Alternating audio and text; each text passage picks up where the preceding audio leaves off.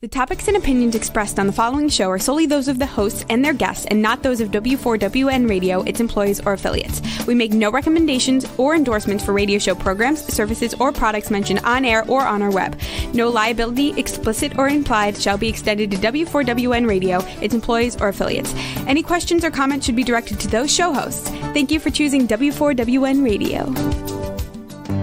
This is Beyond Confidence with your host, Divya Parekh. Do you want to live a more fulfilling life? Do you want to live your legacy and achieve your personal, professional, and financial goals? Well, coming up on Divya Parekh's Beyond Confidence, you will hear real stories of leaders, entrepreneurs, and achievers who have stepped into discomfort, shattered their status quo, and are living the life they want.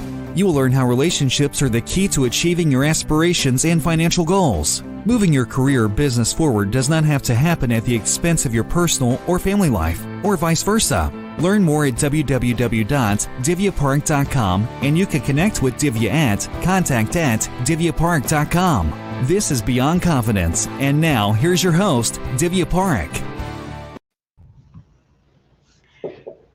Good morning, listeners. So thrilled to be here with you. And folks, for those of you who got our books, thank you, because partially the profits from our book go to entrepreneurs impacted by COVID-19. And for those who have not got your copy yet, we'd love for you to get the copies of the Entrepreneur's Garden or Expert to Influencer or any of the books that we have. If you go check it out on Amazon.com, I've got a ton of books, and whatever fits your need, get it. And the profits from any go to entrepreneurs impacted by hardships or pandemic or anything. So thank you for that. And as always, I am putting out a call for you to share 1 hour of your time every month with no strings attached and help somebody out. And today we have Dr. Chris Whaley as our guest. So let's welcome Dr. Chris. Hey, good morning, Divya. It's so good to be with you. Good to have you on the show. So tell us, where did your journey begin as a child, and if you recall any remarkable moments from that journey? Well, I grew up as a sickly child. I was constantly in and out of the hospital. Even in the 4th grade, I had polio, viral encephalitis. I was in the hospital for like 3 months, had to learn to walk all over again. And those were some very, very difficult years, but I had, a lot of encouragement, had a wonderful doctor who would not give up on me, and finally was able to find out why I was sick so much. My immune system was not working, and he sent me to a clinic, and they did some tests on me, found out that I was allergic to just about everything. I had over 200 allergies. They got those taken care of, and he got me on my way to a great health and working out and putting on weight. And then my life just began to change drastically after that. Oh, wow. What a journey. And as you were going through so much, what was going through your mind as a child?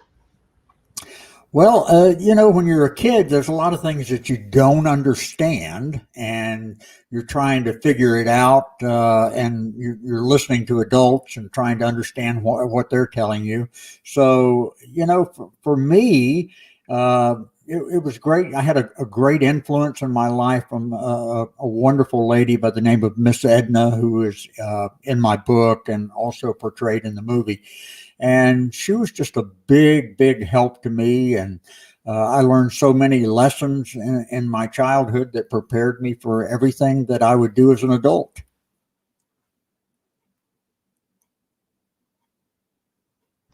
You said something very nice, that you took those as lessons, and Right. you did not remain in that circle and caught in the past. Can you tell us what lessons did you learn from that? Well, I've learned that you can't undo your past. You learn from it. You overcome the rough spots. You can change your present every day, and you can gain confidence every day with the things that you face in your present. And I've also learned that you take your past and your present, and you fulfill your dreams for the future. That's what worked for me. Oh, that's beautiful. That I love that. That you cannot change the past. So Right. why remain stuck in the past? So share with us as you grew, as you got healthier, what came next? Well, when I was a child, in the hospital, especially, you get your days and your nights mixed up. And when I was a child, there were only three channels on TV. I know for the young people that's something they can't even fathom, but there were only like three channels. And late at night, which when you get your days and nights mixed up, late at night, professional wrestling was on. And as a little boy, I just became mesmerized with professional wrestling. And I had a dream, even as a little boy, I had a dream of one day being a professional wrestler. So after they got my health under control, the doctor got me going to the gym, and I took to it very well. And my body started to grow, and I started putting on muscle. And my wife and I graduated together from college, and we came back to Central Florida. And I was looking to find an opportunity to serve in a church. I mean, I was going to be a pastor one day. And when you're 23 years old, there's not a lot of churches that want a 23-year-old pastor. So you have to do youth work.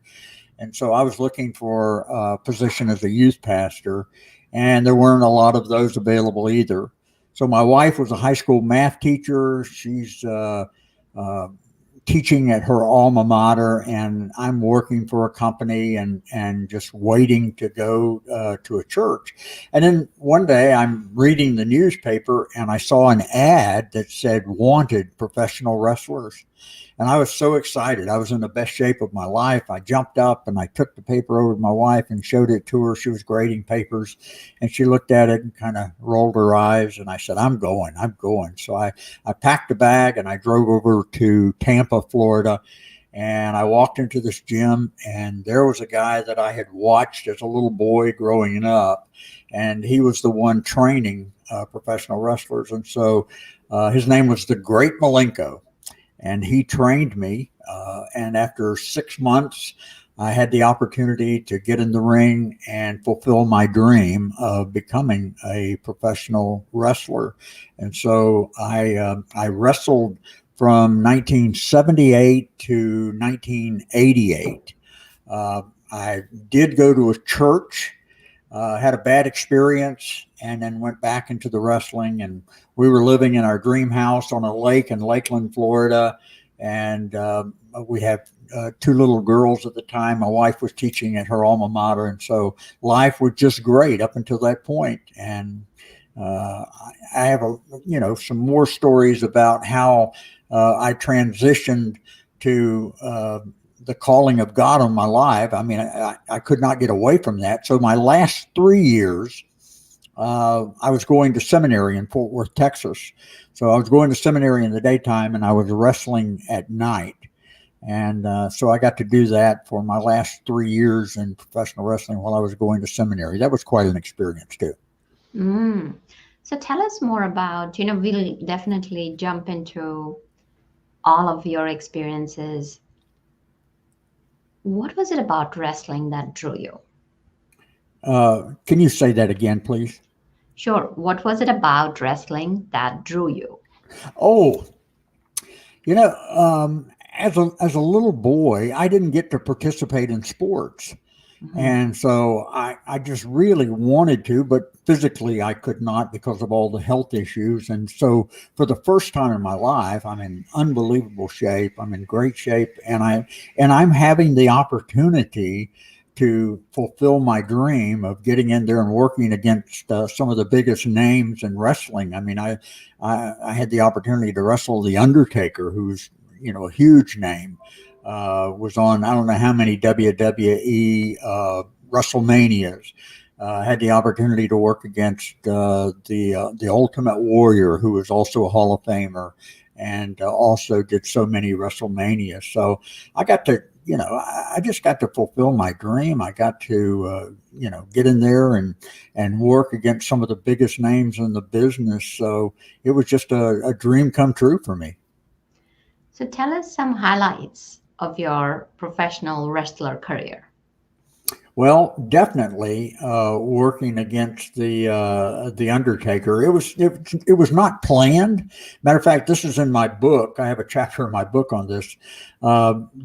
It was a Friday night, and I was working a match against somebody else.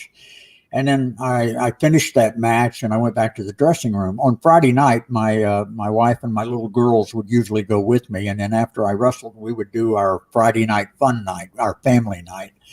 But on this particular night, after I wrestled, I'm taking my boots off, and the promoter came in and said that whoever was going to work against the Undertaker was not going to be able to make it because of transportation, and said, I need somebody to work twice. And so I raised my hand. I said, oh, I'll be glad to do it. So I started lacing my boots up, and I got the referee, and I said, please go out, find my wife and my girls, and tell them not to leave, because normally they'd meet me in the parking lot. Tell them not to leave, that I'm going to wrestle again, and don't tell them who I'm going to wrestle. So he came back. He said, I found him, no problem. I was so excited. I got to the ring, and, you know, I'm looking, trying to find my girls, and I found them.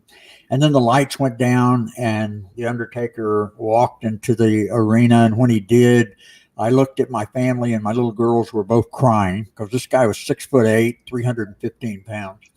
And my wife's eyes got real big, and then she reached down and grabbed her purse and started going through her purse.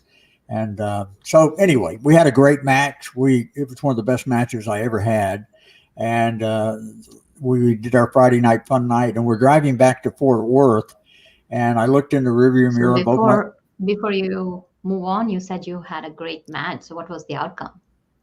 Well, I didn't win because he was the star.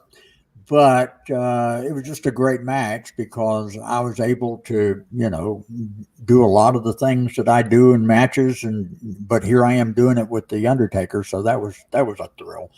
But we were on our way back. Huh? Right. Let's stop for a moment over there, and can you explain the Undertaker, because not everybody may be familiar with the terms. The Undertaker was is a guy by the name of Mark Calloway, his real name, but he wrestled for probably 2 decades in the old WWF and the WWE, which is one of the biggest shows on TV. So he is a Hall of Famer and is known internationally, known all across America. You know, every night you turn your TV on, you can find wrestling on. I mean, it's on every night. And this guy has dolls that are made after him. He has so much merchandise that's the Undertaker merchandise. He's just one of the biggest stars in wrestling. Also has been in movies and TV shows, and he's quite a big deal. Awesome. So, no, thank you for sharing that. And so when you faced someone who was 6'8". Yeah, 6'8". Most of the guys that I worked against were all bigger than me. I'm 5'10". I weighed 225 pounds when I was wrestling, but most of the guys were big. And then my last 3 years in wrestling, there were a lot of pro football players that were getting into wrestling because they could extend their career by getting into wrestling. So I've wrestled offensive linemen. I wrestled a nose tackle for the San Diego Chargers. I wrestled a linebacker for the Titans. I wrestled a lot of football players that were also getting in the business when I was getting out. What was your mindset during the time? Because it's so important to know what's the inner landscape. And how did you continue to stay on? Like here you are, you're saying that you're 5 feet 10 inches Right. and 225 pounds, which is not as big as Hmm. most wrestlers. Right. And how did you continue? Well, it has to do with preparation. Anything in life. I mean, if you have a business, you want to be the most prepared that you can be to make your business the best. And that's what I had to do. I had to be prepared. And by being prepared, you had to be in the best physical shape of your life. Plus, I had the best training available. I mean, the guy who trained me was just one of the very, very best in the business. He trained so many people. And so you have to make sure you're prepared for what you do. I was prepared to the best of my ability. And then I took care of what I could control, which was my physical appearance, my physical health. And so, you're just kind of checking all the boxes, same way you would with a business. I want to make sure I got this done, and then you go out there and you do it. And that's what I did. That's really powerful about preparation. Yeah. Yeah. And, uh, that brings a story to my mind that I'd love to share. It's about a farmer who's on the East Coast. And, usually on the Atlantic coast, a lot of storms visit the Atlantic coast. And this farmer, what he does is he's not a good boss. So most of the local farmhands don't want to work for him, big turnover. So what happens is he puts out a post in a neighboring state. And when he puts out a post, he doesn't get many responses. One small, short, wiry man just kind of approaches him. This guy's in his late 40s or early 50s, doesn't look so great. And the farmer is like, gosh, do I want to hire him, not hire him? But he doesn't have much choice. He's very desperate. So he hires him. And the guy says, I've got only one rule. That is, I sleep through the storms and don't like to be disturbed. So the farmer says, whatever, he's puzzled by this request and he hires. And this guy works from morning till night and is doing such good work. So the farmer is really happy with this gentleman. And then what happens is that there comes a storm, lo and behold, because of course on Atlantic coast, there's always storms coming in through the storm season.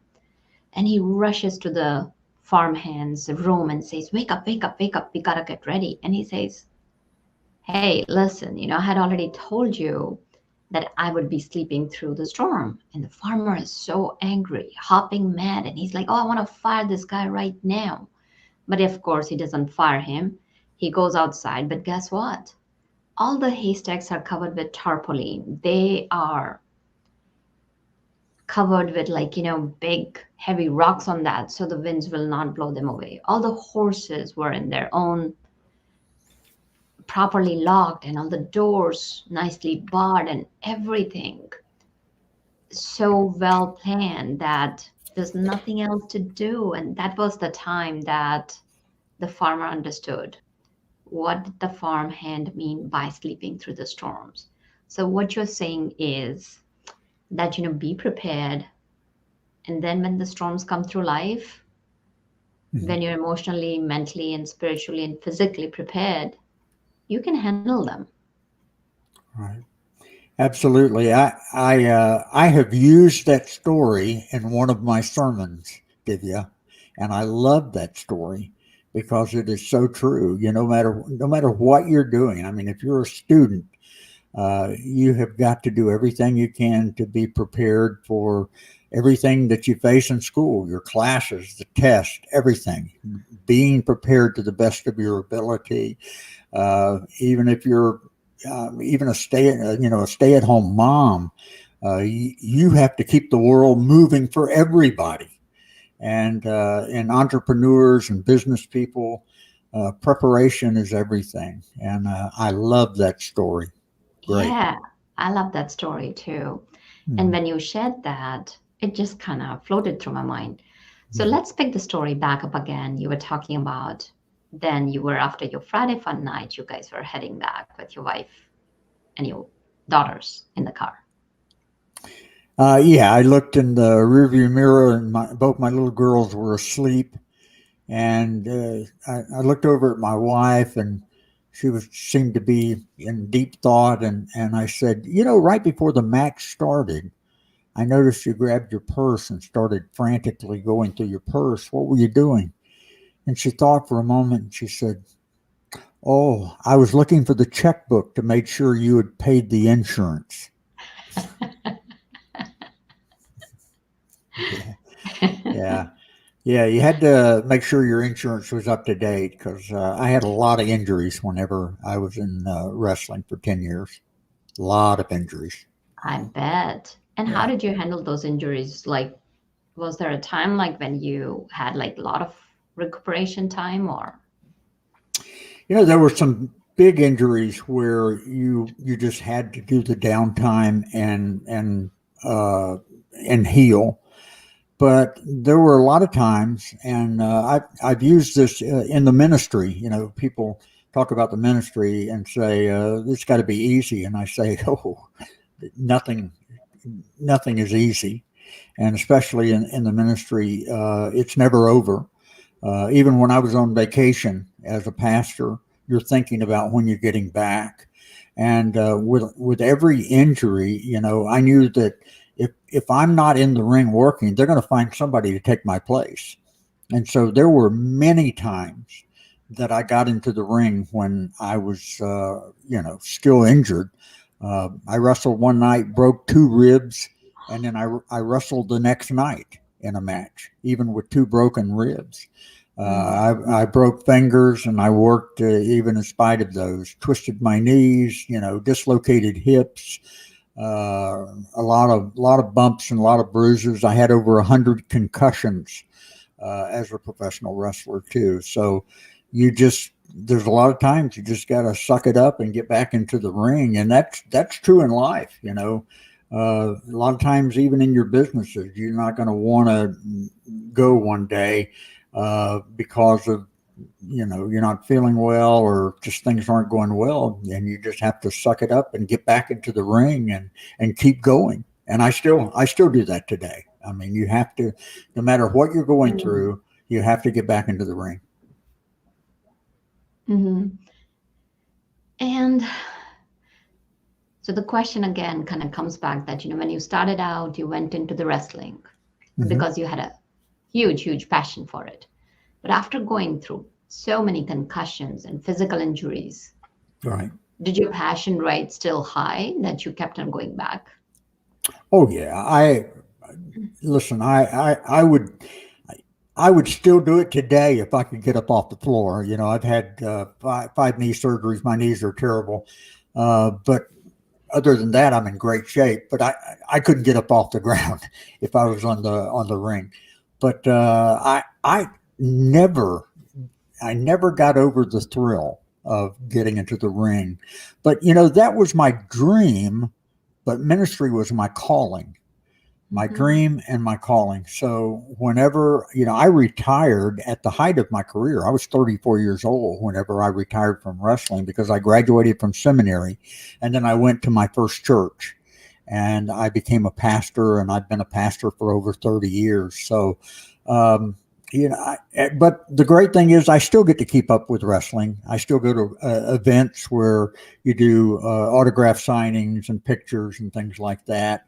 Had a big one back in Vegas in September, and got to see a lot of people and a lot of guys from the business. So I still keep up with it, but but now, I'm doing my calling, what God has called me to do, and that is to be a pastor and to serve Him and to serve people. Oh, that's beautiful. So you brought up that was a dream, and this was a calling. So could you expand on that as to how do you see the dream and calling to be different? Well, God allowed me the opportunity to fulfill my dream of becoming a professional wrestler, but he called me into the ministry. I experienced a calling on my life when I was a freshman in college. I still remember going through that emotional time where I felt the calling of God on my life. And I met with my mentor, and I was talking to him about it. And I'll never forget, he told me, he said, if you can do anything else in life, you're going to be the most miserable person on the planet if you try to be a minister. But if you're called to be a pastor and you're doing something else, you'll be the most miserable person in the world.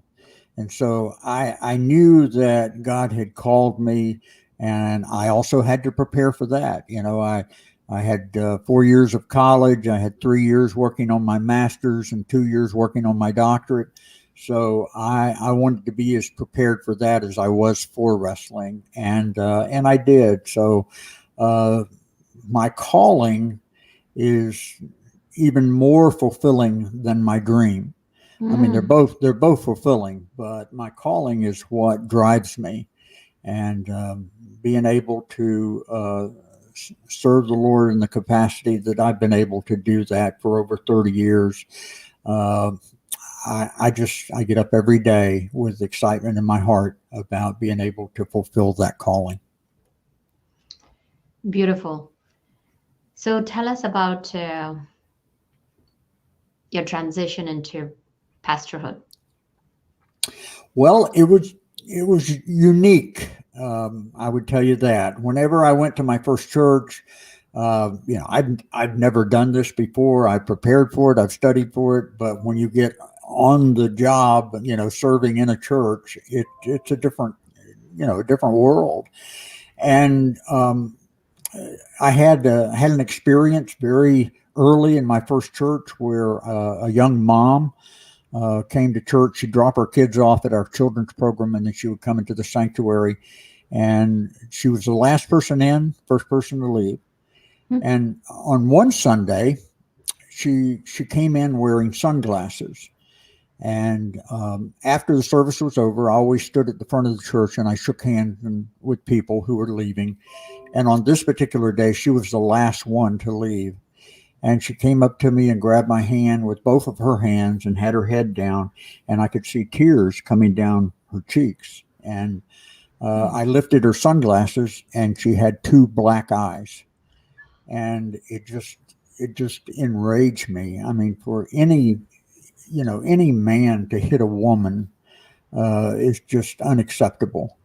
And so I said, did your husband do this? And she, nodded her head. And I said, well, I'm going to go see him. And she was like, no, he'll hurt you. And I said, I'm not worried about it. So I went to her house and called her husband out.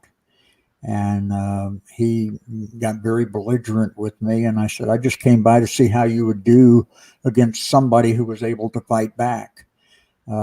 I mean, any man that would hit a woman is a dirtbag, and especially the mother of your children and the woman that you promised to love and protect for the rest of your life. How in the world could you do that? So he got even more belligerent and made the mistake of coming at me. And I got the opportunity to relieve a lot of my stress on him. So that was kind of, very unusual that as a pastor, I handled that more as a professional wrestler than I did as a pastor.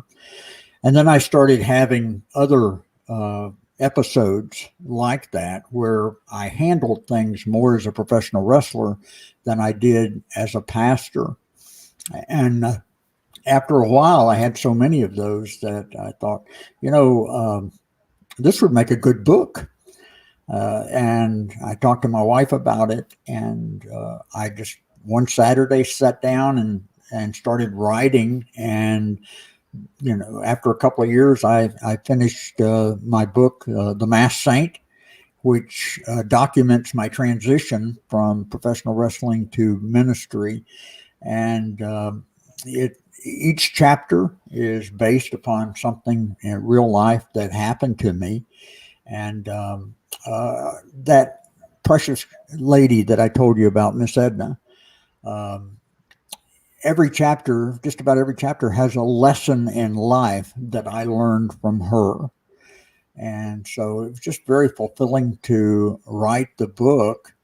And then when the book came out, I had a movie producer that contacted me about making it into a movie.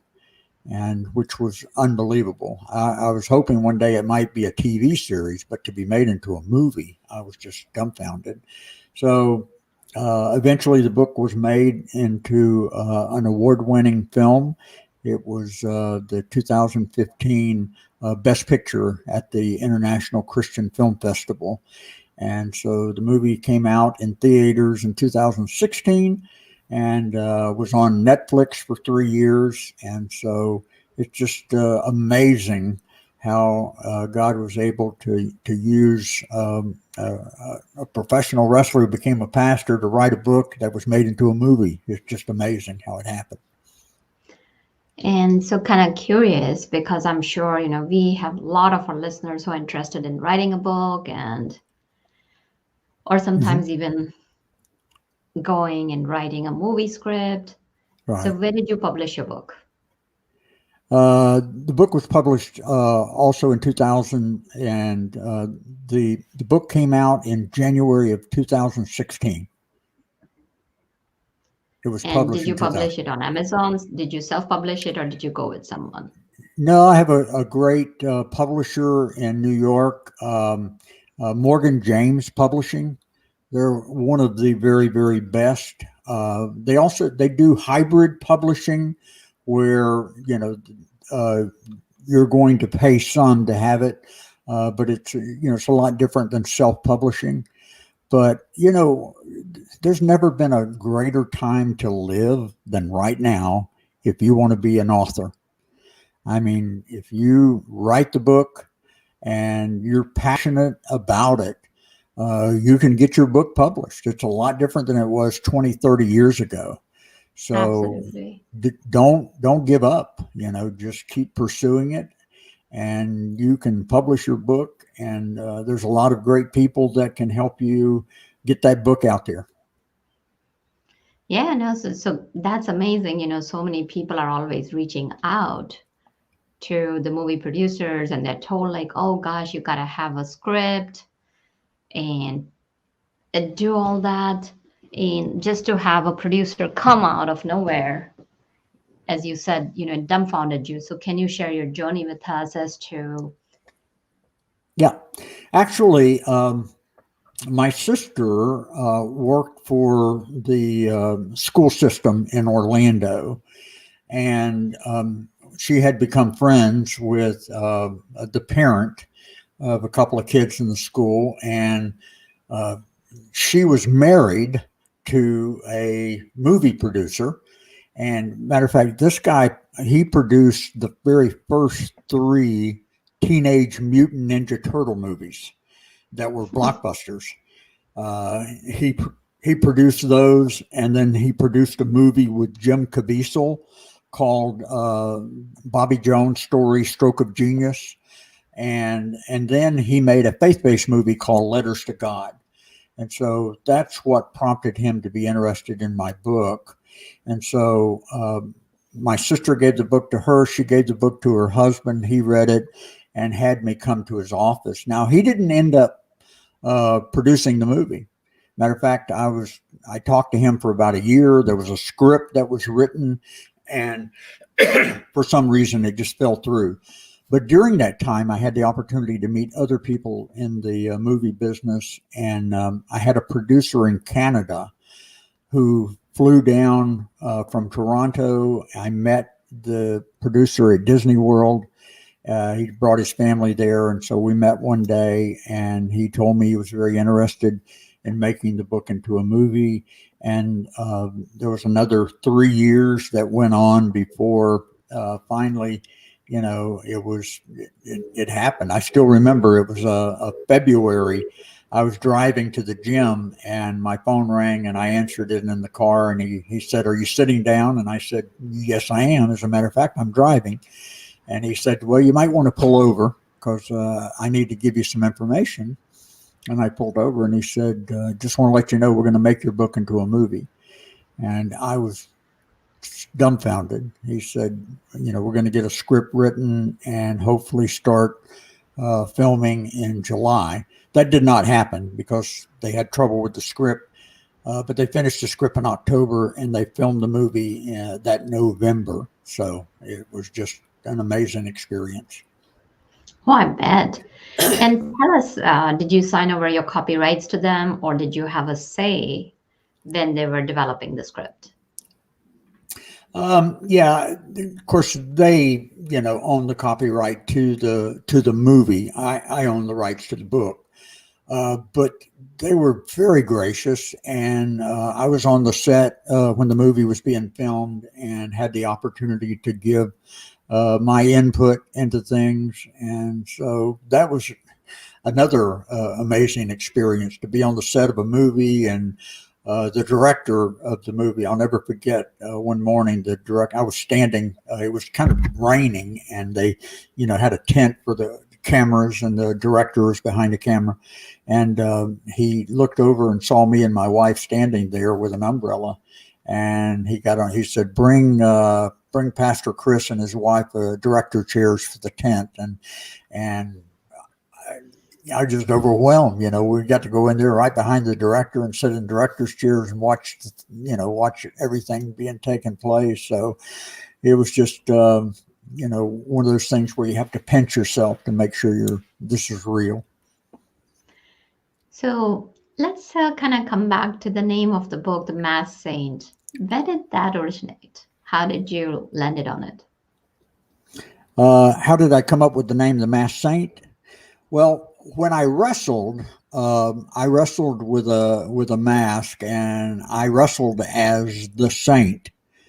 So whenever I went to the church, if you read the book, you see that I became kind of like a religious superhero, and kept the mask, and so the saint became the Masked Saint, and so that's what happened on that. So you mentioned that when you went to church, you still kept on the mask. So was this as a church core, or was it as a pastor?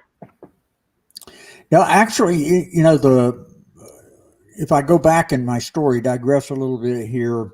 When we were still in Florida, and even after I got into wrestling, a church called me as a youth pastor. And I got to tell you, I was the world's worst youth pastor. That was not my calling, but you have to do some things to get experience. But I was a full-time youth pastor making $12,000 a year. And my wife was a high school math teacher, and she became pregnant with our first child. And so she could not teach. And so now we're just living on one income. And I went to the senior pastor, and I said, I could wrestle a couple of nights a week, and it would really help us financially. And he says, absolutely not. We're not going to turn this church into a circus. And so I was pretty dejected, and I went home. And that Saturday, I was watching wrestling on TV, and I'm seeing my friends wrestle. And one of my friends wrestled with a mask, and I thought, that's it. So I changed, from working under my name to I had a white mask and white trunks and white boots and a white cape, and I became the Saint. And so I was wrestling a couple of nights a week, and the church did not know about it. Now, I wasn't doing anything wrong, but I was wrestling at night, because you do get a couple of days off a week. So I was wrestling at night, and then I was a youth minister in the daytime there. But I kept coming in with a broken nose and black eyes and bumps and bruises, and they kept asking me, what in the world happened to you? And I said, I fell down, which was true. I fell down, but I had a lot of help falling down. And so that's how the Saint was born, because I was wrestling and the church didn't even know about it. So they didn't know who it was that was on, underneath that mask. It was pretty thrilling, to be honest with you. Well, sounds like you've always had that streak, right? As you transitioned from a wrestler to a pastor, you did deal some of the situations with wrestling, so they were both part of you. And it's okay, because what you shared was that, you're just helping your family, Right. and you were helping other people as well. So tell Right. us, where can we find your book, and how can people contact you? The book is on Amazon. Matter of fact, I have two books on Amazon: the Masked Saint, and then I wrote a Christmas story called Harold's Heavenly Christmas. And matter of fact, that is under consideration by Hallmark of making it into a Hallmark Christmas movie, because I love those movies. So you can do that, or you can go to my website, which is running on your screen, www.themasksaint.com.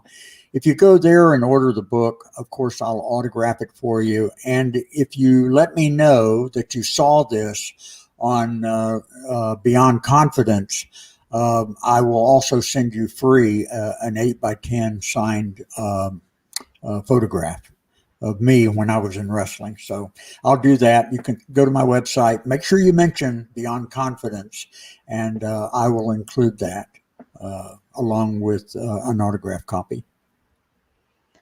Well, I'm thrilled for you that your second book is being considered by Hallmark to becoming a Hallmark movie, because those are very...